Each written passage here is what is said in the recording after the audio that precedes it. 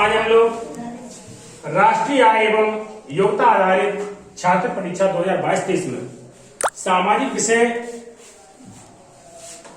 Subject के तहत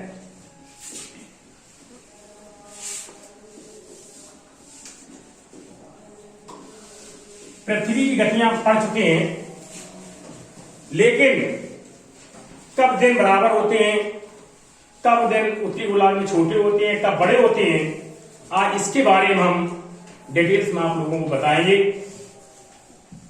चलिए चलते हैं, इसको कैसे समझा जाए। एक हम पृथ्वी का मॉडल बनाते हैं जिससे आपको चीज समझ में आ जाए।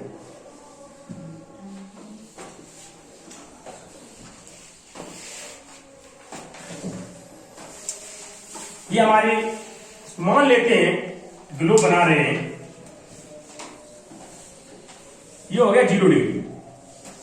भू माने होती है पृथ्वी, पृथ्वी के मध्य से गुजरने वाली रेखा को हम भूमध्य रेखा कहते हैं। ठीक है, क्या हो गई? जो गोला है, क्या है? गोला का आधा भाग ऊपर हो गया, गोला का आधा भाग नीचे हो गया। तो गोला के ऊपर आधा भाग उत्तरी गोला और गोला के नीचे आधा भाग दक्षिणी गोला। ठीक है, तो हो गया 0 डिग्री। जब जैसे खेत में मैल डाली जाती है, बीच में मैल डालते हैं, ना कम ना ज्यादा। ठीक है, इसे कहते हैं विषुवत रेखा। क्या बोलते हैं? विषुवत रेखा या भूमध्य रेखा। क्या बोलते हैं? भूमध्य रेखा या अंग्रेजी में इसे कहते हैं इक्वेटर। ठीक है, इक्वेटर आना चाहिए, कभी कभी इंग्लिश में टर्मिनोलॉजी पूछ देते हैं। भूमध्य रेखा। अब उत्तरी गोलार्ध में चलते हैं कि भूमध्य रेखा के ऊपर वाली कौन कौन सी रेखाएं होती हैं, इनके बारे में पहले जान लेते हैं। ये आपकी हो गई 23.5 डिग्री। बात उत्तरी गोलार्ध की है, इसे बोलते हैं कर्क रेखा। अंग्रेजी में से कहते हैं ट्रॉपिक ऑफ कैंसर। क्या कहते हैं? ट्रॉपिक ऑफ कैंसर, कर्क रेखा।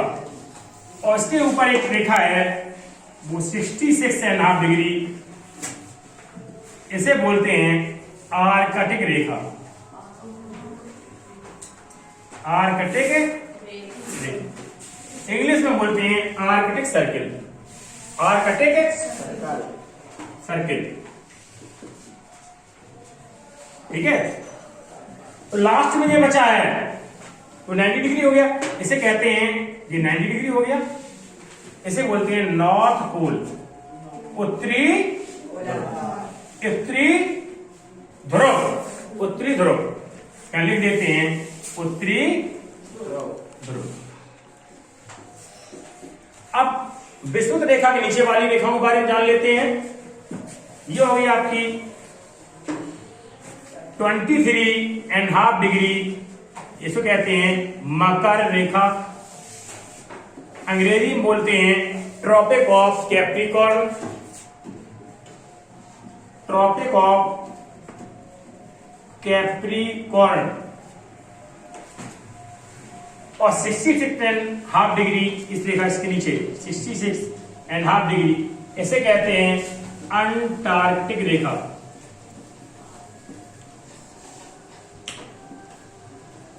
अंटार्कटिक रेखा, इसे बोलते हैं अंटार्कटिक रेखा सर्किल। ठीक है, और यहां हो गया south pole, 90 degree south pole, इसे बोलते हैं दक्षिणी ध्रुव।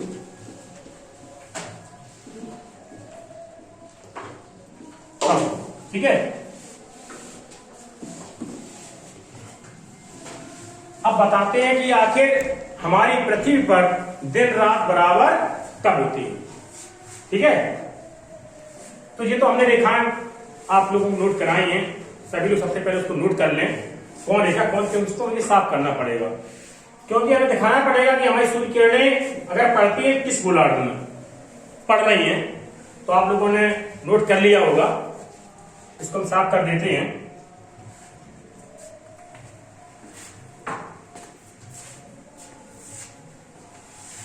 इधर इंग्लिश वाला क्वेश्चन कर दिया हमने।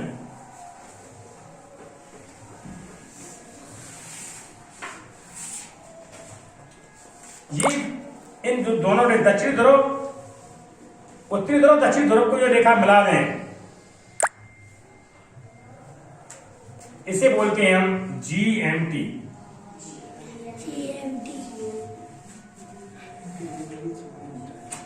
ग्रीनविच मीन टाइम, ठीक है, प्रधान मध्याह्न देशांतर रेखा, ये GMT, ठीक है।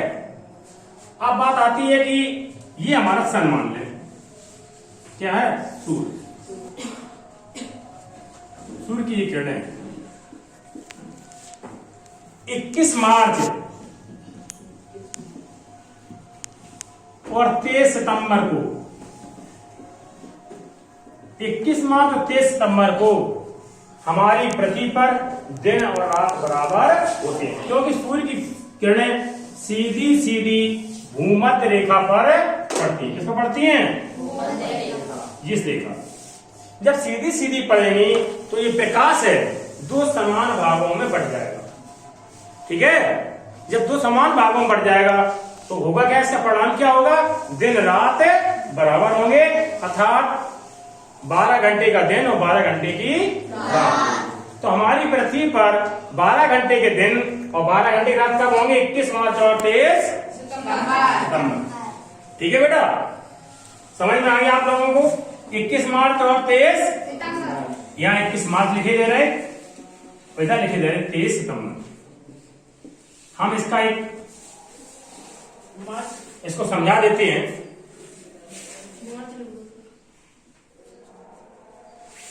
21 मार्च और 23 सितंबर, ठीक है। 21 मार्च हमारी पृथ्वी पर सूर्य की किरणें 6 महीने उत्तरायण पड़ती हैं और 6 महीने दक्षिणायन। मार्च महीने के बाद, मार्च से लेकर सितंबर तक सूर्य त्रिगोलार्ध में होता है और सितंबर से लेकर मार्च से पहले तक सूर्य दक्षिण गोलार्ध में होता है। मार्च के बाद महीना कौन सा आता है, अप्रैल। कौन सा आता है, अप्रैल। अप्रैल के बाद मई, और मई के बाद आता है जून। कौन सा है, जून। ये हो गया जून, अर्थात 21 जून।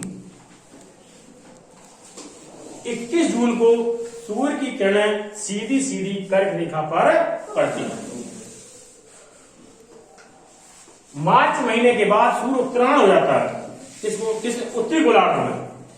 21 जून को क्या होता है, सूर्य की किरणें सीधी सीधी कर्क रेखा पर पड़ती हैं। सीधी कर्क रेखा पड़ने के कारण उत्तरी गोलार्ध का सबसे बड़ा दिन 21 जून को हो गया, सबसे बड़ा दिन। और तब उस टाइम क्या होगी, रातें छोटी होगी, रात छोटी होगी। जब दिन बड़ा होगा, दिन समय 24 घंटा है, जब दिन बड़ा हो जाएगा तो रात क्या हो जाएगी, रात छोटी। अगर आपसे पूछा जाए रात उत्तरी गोलार्ध में रात कब छोटी होगी, 21 और दिन कब बड़े होंगे, 21 जून को, सॉरी उत्तरी गोलार्ध का सबसे बड़ा दिन कब होगा, 21 जून। जब यहां दिन बड़ा होगा तो दक्षिण गोलार्ध में उसी टाइम, अभी हम आगे बताएंगे इसके बाद, एक पूरा सर्कल कर दें, कंप्लीट कर दें, फिर बताते हैं। जून के बाद महीना आया जुलाई।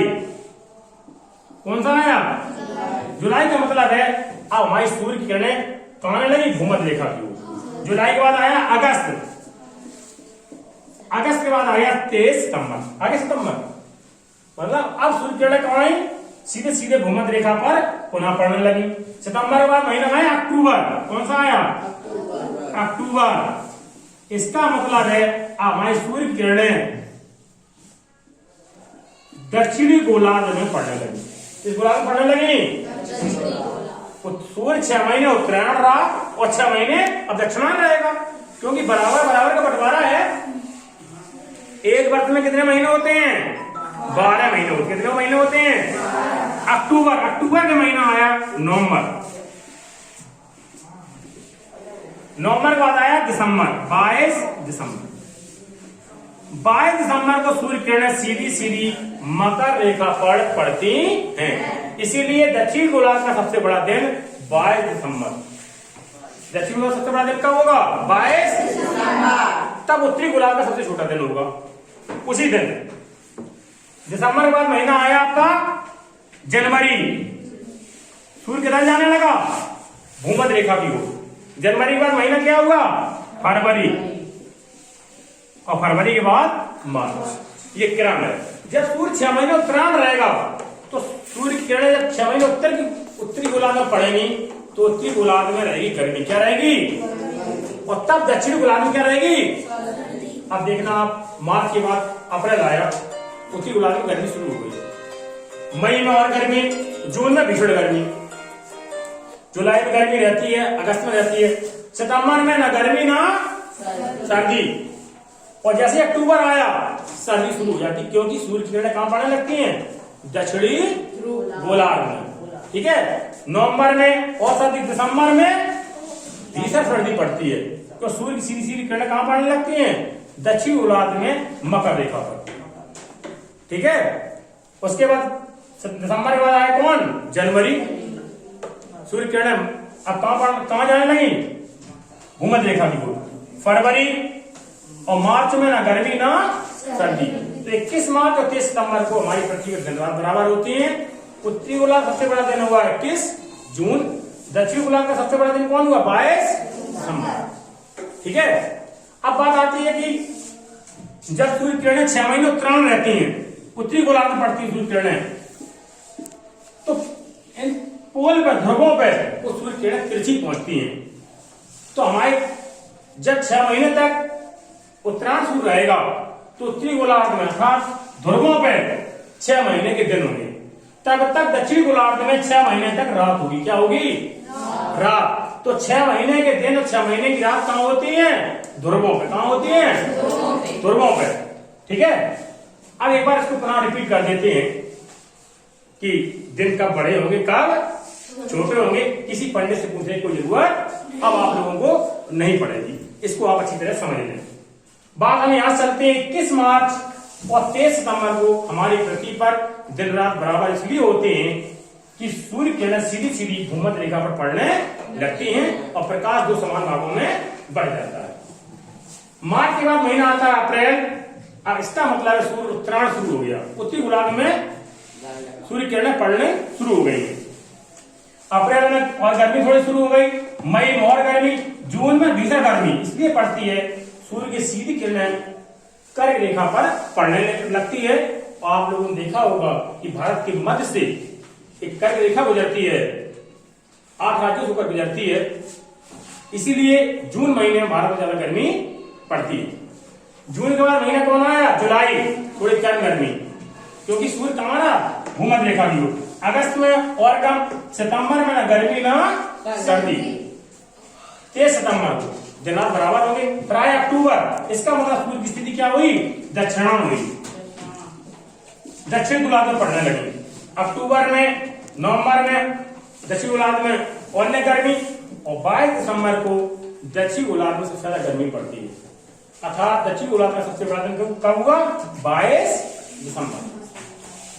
ठीक है, जिस दिन दक्षिण गोलार्ध का सबसे बड़ा दिन होगा उसी दिन उत्तरी गोलार्ध का सबसे छोटा दिन होगा। ठीक है, जनवरी महीने में और कम गर्मी, मकर संक्रांति सुना होगा, त्योहार मनाया जाता है। फरवरी में और कम, और मार्च में ना गर्मी ना सर्दी। इस तरह एक पूरा सर्कल चलता है। तो हमारी 6 महीने सूर्य उत्तरायण उत्तरी गोलार्ध में रहता है, 6 महीने दक्षिण गोलार्ध में रहता है। मुझे आशा है कि आपको टॉपिक समझ में आ गया होगा। इसको बार बार आप देखेंगे तो आपको और अच्छे समझ में आएगा। अगर नहीं समझ में आए तो आप कमेंट करके मुझसे पूछ ही सकते हैं। आप सभी ने बहुत ध्यान से सुना, इसके लिए सभी को साधुवाद। मिलते हैं नेक्स्ट वीडियो में। तब तक के लिए बाय बाय।